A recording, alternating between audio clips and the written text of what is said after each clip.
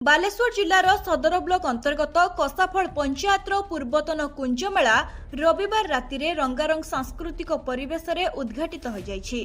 एही उत्सव रे समाजसेवी मुकुंद आधेक मंच संचालन करथिले। कुंज मेलार मुख्य समाजसेवी वरुण कुमार पंडा प्रारंभिक सूचना और स्वागत भाषण प्रदान करथिले।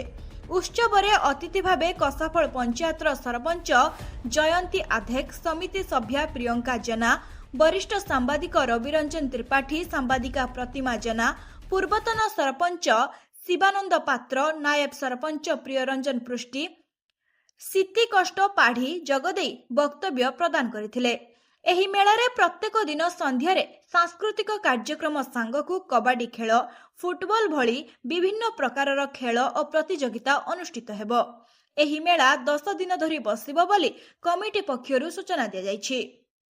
चटपटा खाद्य मीना बजार मेला को आसुतबा लोकों को आकर्षित करुछि।